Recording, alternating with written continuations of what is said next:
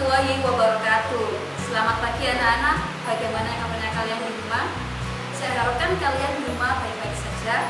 Karena sekarang masih berada pada masa pandemi COVID-19.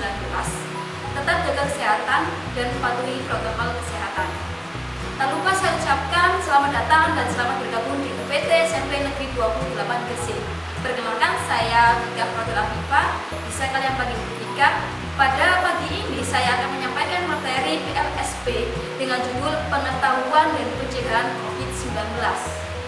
Mungkin dari kalian ada yang belum tahu tentang COVID-19. 1,5 tahun ini Indonesia berada pada masa pandemi COVID-19. Kita akan belajar yang pertama, pengertian dan asal mula COVID-19. Yang kedua, varian COVID-19. Yang ketiga, gejala terinfeksi COVID-19. Yang keempat, cara penularan dan penyebaran COVID-19. Dan yang kelima, cara perlindungan dari COVID-19. Yang pertama, apa itu COVID-19? COVID-19 atau yang disebut dengan coronavirus disease 19 adalah jenis penyakit baru yang disebabkan oleh virus golongan SARS-CoV-2 atau yang disebut dengan virus corona. COVID-19 menyebabkan gangguan sistem pernapasan mulai dari gejala ringan seperti flu, batuk, hingga infeksi paru-paru atau pneumonia. Asal mula COVID-19 pada tanggal 31 Desember 2019 menurut WHO atau Badan Kesehatan Dunia menyebutkan adanya klaster pneumonia yang ditemukan di Wuhan, Provinsi Hubei, China. Kemudian kasus berkembang sehingga diketahui bahwasanya kasus klaster pneumonia disebabkan oleh novel coronavirus. Pada tanggal 30 Januari 2020, kasus berkembang hingga adanya laporan kematian dan adanya importasi di luar Cina.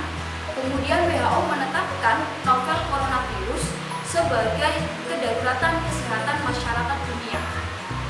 Pada tanggal 12 Februari, WHO menetapkan penyakit novel coronavirus sebagai COVID-19 atau coronavirus disease 19, yang dimana COVID-19 menyebar ke seluruh belahan dunia sampai dengan di Indonesia. Yang kedua, kita lanjut tentang varian COVID-19. COVID-19 berkembang biak dengan cara mereplika diri dan bermutasi baru, sehingga ada muncul varian-varian baru dari COVID-19. Sampai dengan sekarang ada 10 varian baru yang ditemukan dan diberi nama sesuai dengan alfabet Yunani. Yang pertama alfa, yang kedua beta, yang ketiga gamma, yang keempat delta, yang kelima epsilon, yang keenam zeta, yang ketujuh theta, yang kedelapan eta, yang kesembilan lambda, dan yang ke-10 kappa. Dari ke-10 varian COVID-19 ada 4 varian yang perlu diwaspadai karena sangat berbahaya. Yang pertama adalah varian alfa. Varian alfa sangat berbahaya karena varian ini lebih cepat menular sebesar 39 sampai dengan 90% daripada virus COVID yang lain. Yang kedua, varian beta. Varian beta ini lebih berbahaya karena menimbulkan gejala berat. Sedangkan yang ketiga, varian gamma. Varian gamma ini berbahaya karena bisa menembus sistem kekebalan tubuh dan juga kebal terhadap segala jenis pengobatan. Dan yang terakhir, yang sekarang baru-baru ini ada varian delta.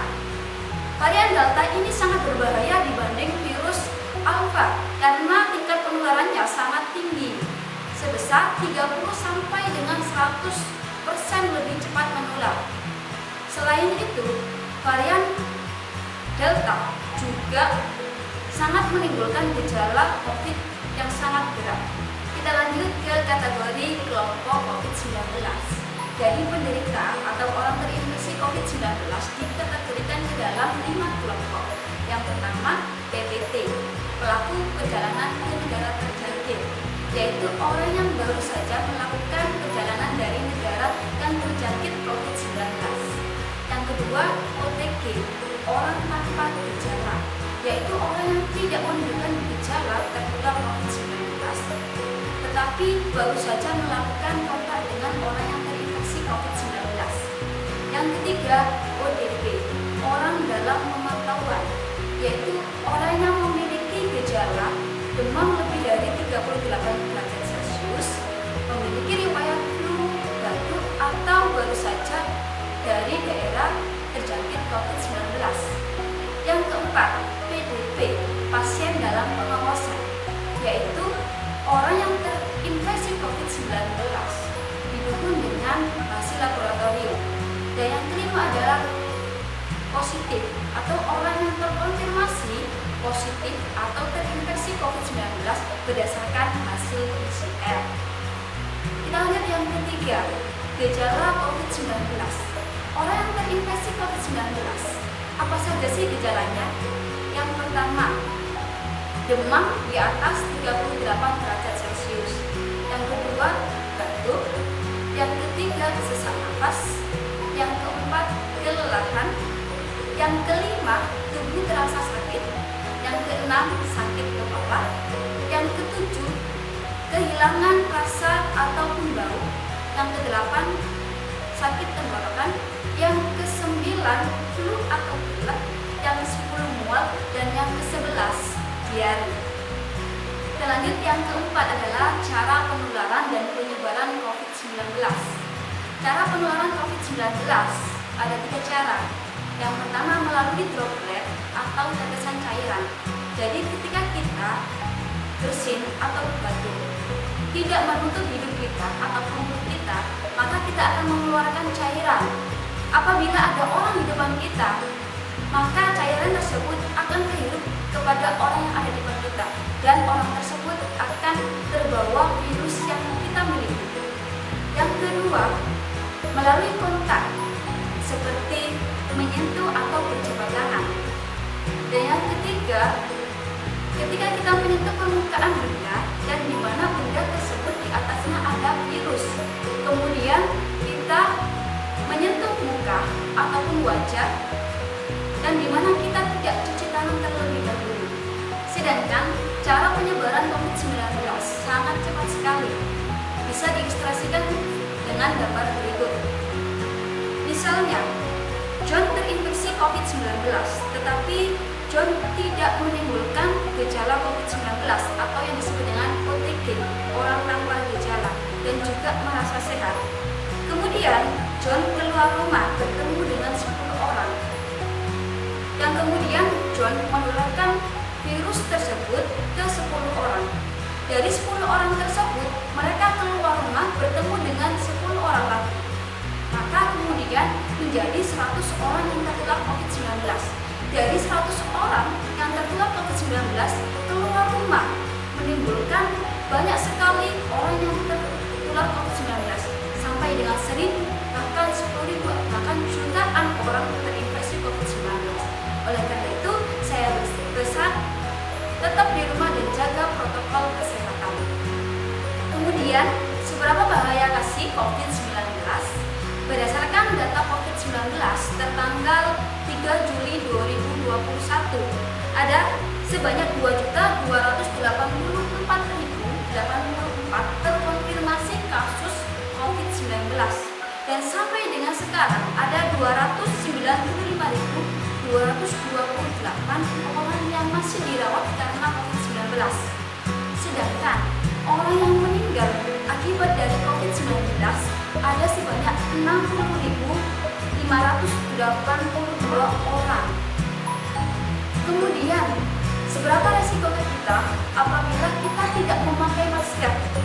Gambar di bawah ini adalah ilustrasi apabila kita memakai ataupun tidak memakai masker. Yang pertama, jika ada orang sakit atau terinfeksi COVID-19 bertemu dengan orang yang sehat atau belum terinfeksi COVID-19 sama-sama tidak memakai masker, maka risiko tertular COVID sangat tinggi. Yang kedua, apabila ada orang yang terinfeksi COVID-19 tidak memakai masker, bertemu dengan orang sehat memakai masker, risiko tertular COVID masih tinggi. Dan yang ketiga, apabila ada orang yang terinfeksi COVID-19 memakai masker, bertemu dengan orang yang belum terinfeksi COVID-19 tidak memakai masker, maka resiko tertular COVID-19 masih menengah. Yang keempat, apabila orang yang terinfeksi COVID-19 bertemu dengan orang sehat belum terkonfirmasi COVID-19, sama-sama memakai masker, masih berisiko rendah tertular COVID. Dan yang kelima, apabila orang terkonfirmasi COVID-19 bertemu dengan orang yang sehat belum terinfeksi COVID-19, sama-sama memakai masker dan menjaga jarak 1-2 meter, maka resiko tertular COVID sangat rendah. Yang kelima, cara pencegahan dan perlindungan dari COVID-19.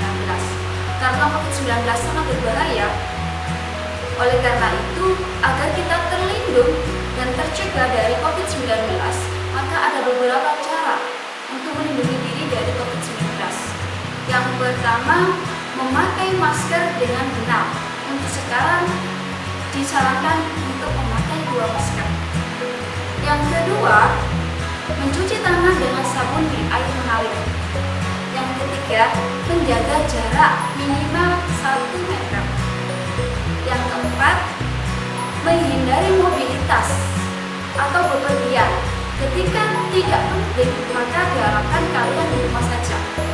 Dan yang kelima, menghindari kerumunan atau berkumpulnya orang banyak. Yang keenam, melakukan vaksinasi COVID.